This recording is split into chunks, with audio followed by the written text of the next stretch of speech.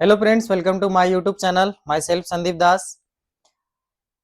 आज हम देखेंगे चुंबकत्व, मैग्नेटिज्म, जो फिजिक्स का एक इंपॉर्टेंट चैप्टर है। इसके अंतर्गत हम देखेंगे कि एक मैग्नेट किस तरीके से मैग्नेटिक फील्ड उत्पन्न करता है और इलेक्ट्रिसिटी का क्या प्रभाव रहता है। ठीक है ना। और इससे जुड़े हुए जो नियम है, जैसे लॉरेंज लॉ या लॉरेंज फोर्स के नाम से भी जाना जाता है, और दूसरी जैसे कि फ्लेमिंग, ठीक है ना, left hand rule of Fleming, इसको पढ़ेंगे। तो सबसे पहले देखते हैं कि मैग्नेट क्या है। मैग्नेट समझ लेंगे, उसके बाद फिर हम मैग्नेटिज्म को समझ सकते हैं। ठीक है।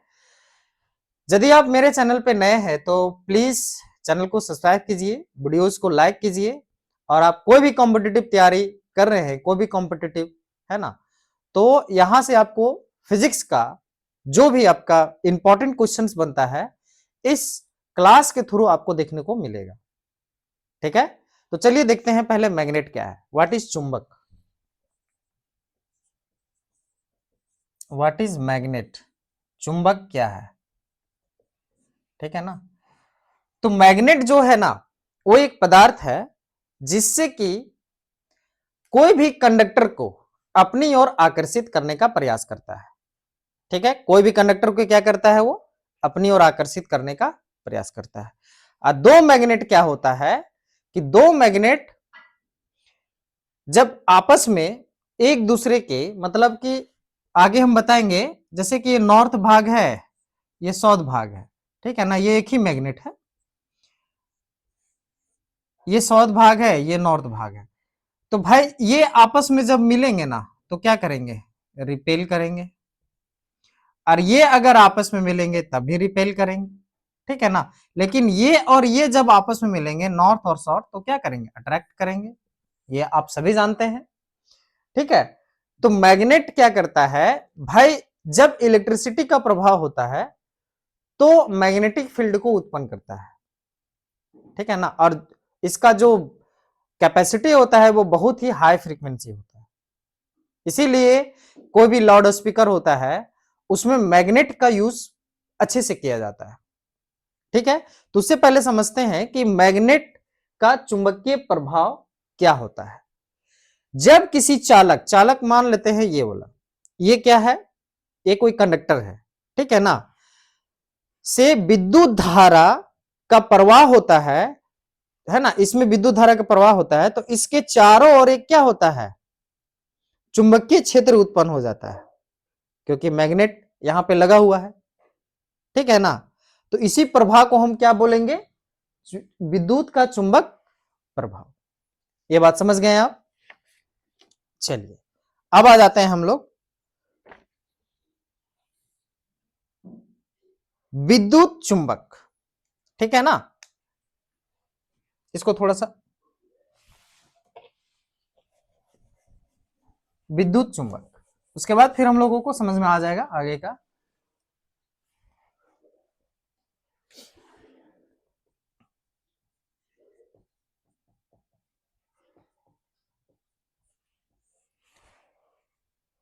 इलेक्ट्रोमैग्नेट,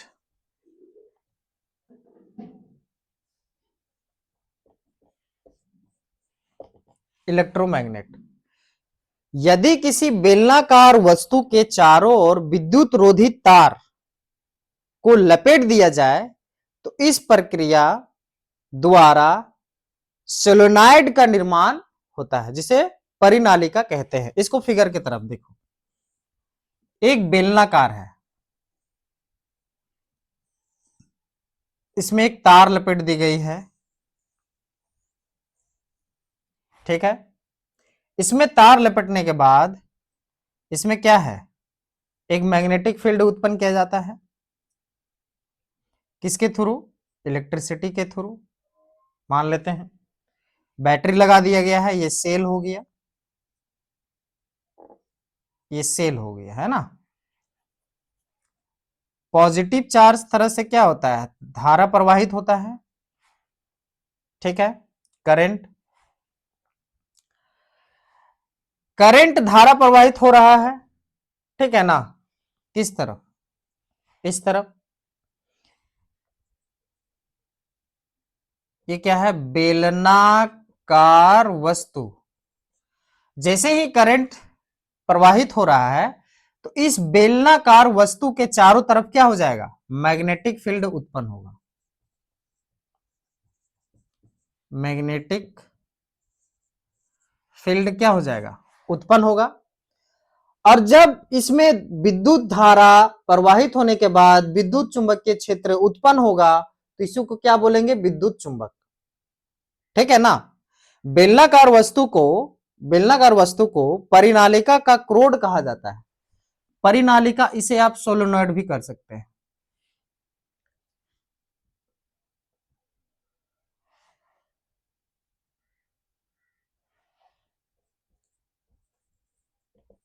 सोलेनॉइड भी कह सकते हैं।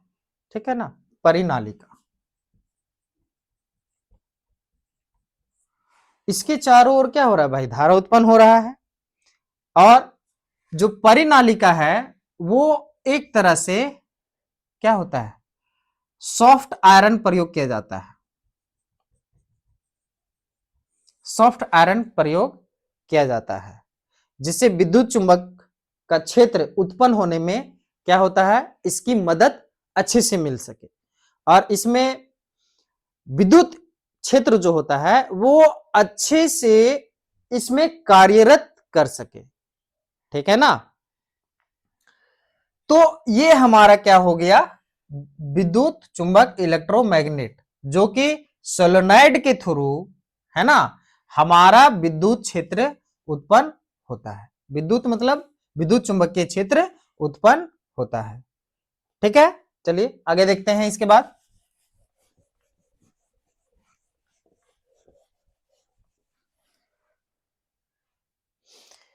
विद्युत चुंबक जो है ना,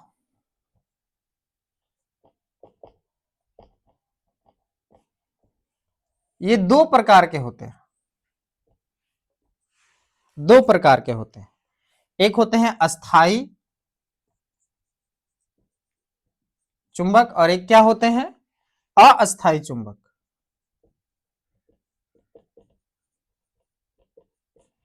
इसको बोलते हैं परमानेंट मैग्नेट,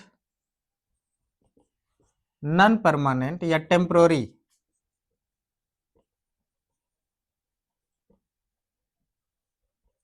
मैग्नेट बोलेंगे। परमानेंट मैग्नेट क्या है? इसे बनाने के लिए परिनालिका में कठोर स्टील का प्रयोग किया जाता है, हार्ड स्टील।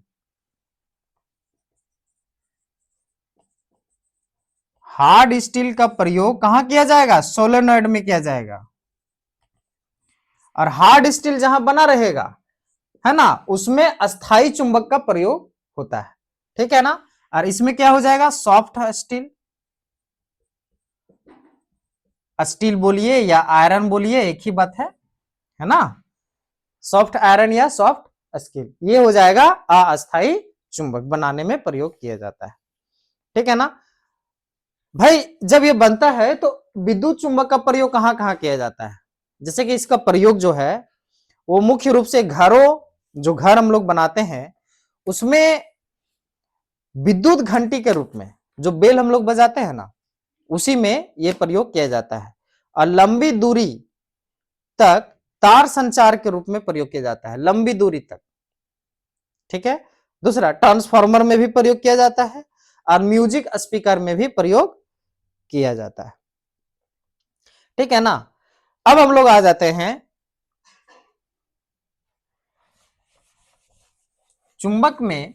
देखे होंगे आप लोग,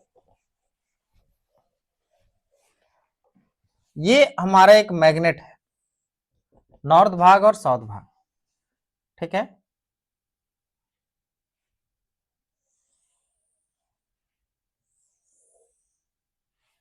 ये गया, ये गया, ये गया, ये गया। ठीक है। अब आप लोग देखे होंगे, ठीक है ना, ये वाला है। तो ये जो चुंबक से निकल रहा है, जो ये रेखा, वो क्या है? चुंबकीय रेखा है। ये चुंबकीय रेखाएं हैं जिसको बोलते हैं मैग्नेटिक लाइंस, मैग्नेटिक लाइंस। ठीक है ना। इसके कुछ गुण होते हैं, प्रॉपर्टीज होते हैं, ठीक है ना। तो इसको गुण को देखेंगे, प्रॉपर्टीज को देखेंगे, इसके क्या क्या प्रॉपर्टीज है। जैसे चुंबकीय बल रेखाएं हमेशा चुंबक के उत्तरी ध्रुव से निकलती है, उत्तरी ध्रुव से निकल रही है ना भाई, और कहां जा रही है, दक्षिणी ध्रुव की ओर जा रही है। चलिए अच्छी बात है। अब देखिए दो चुंबक रेखा, ठीक है ना, जैसे कि यहां से एक और हम मैग्नेट बना देते हैं, इधर कर देते हैं नॉर्थ, इधर कर देते हैं साउथ। अगर नॉर्थ नॉर्थ यहां से भी निकलेगा ना भाई, तो यहां से जो निकल रहा है नॉर्थ नॉर्थ मिलेगा तो एक दूसरे को क्या करेगा, रिपेल करेगा। और नॉर्थ साउथ मिलेगा, जैसे कि नॉर्थ और साउथ मिल गया तो क्या करेगा, अट्रैक्ट करेगा। रिपेल कब करेगा, नॉर्थ नॉर्थ या फिर साउथ साउथ। अट्रैक्ट कब करेगा भाई, नॉर्थ टू साउथ। जब अपोजिट छोर वाले, अपोजिट सेगमेंट वाले जो मिलेंगे लाइंस, मैग्नेटिक लाइंस, तो एक दूसरे को क्या करेंगे, अपोजिट वाले एक दूसरे को अट्रैक्ट करेंगे। और सेम है ना, सेम कंडीशन वाले अगर मिलते हैं तो एक दूसरे को क्या करेंगे, रिपेल करेंगे। क्लियर हो गई ना। तो ये इसका क्या है, प्रॉपर्टीज है मैग्नेटिक लाइंस का। ठीक है ना। चुंबकीय जो क्षेत्र है, चुंबकीय क्षेत्र का एस आई मात्रक, एस आई मात्रक की बात करें तो इसका एस आई मात्रक जो होता है वो होता है टेस्ला। टेस्ला ये पूछता है, ठीक है ना, टेस्ला। ठीक है ना। 1 tesla is equal to, 1 tesla is equal to क्या हो जाएगा, 1 weber by 1 weber by metre square, metre square. ये फॉर्मूला पूछा है इसीलिए आप जान लीजिए। ये हमारा क्या है, एस आई मात्रक। और अगर पूछता है सीजीएस मात्रक क्या होता है, चुंबकीय क्षेत्र का सीजीएस मात्रक क्या हो जाएगा, तो सीजीएस में हो जाएगा गॉस। क्या हो जाएगा, गॉस, गॉस। ठीक है, इसे आप याद रखिएगा। अब हम लोग चलते हैं नेक्स्ट में, चुंबकीय फ्लक्स, मैग्नेटिक फ्लक्स।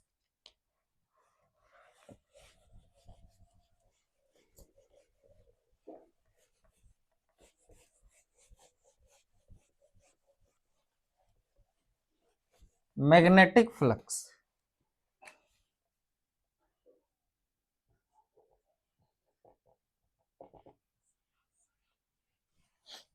एक, पहले एक चित्र बना लेते हैं उसके बाद फिर समझ में आ जाएगा। ये एक कुछ सरफेस है, सतह कोई चीज का, ठीक है।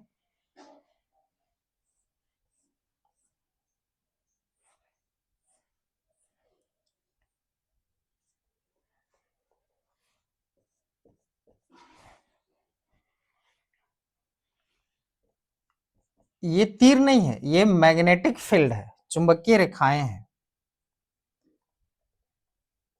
Magnetic lines, magnetic lines. ठीक है।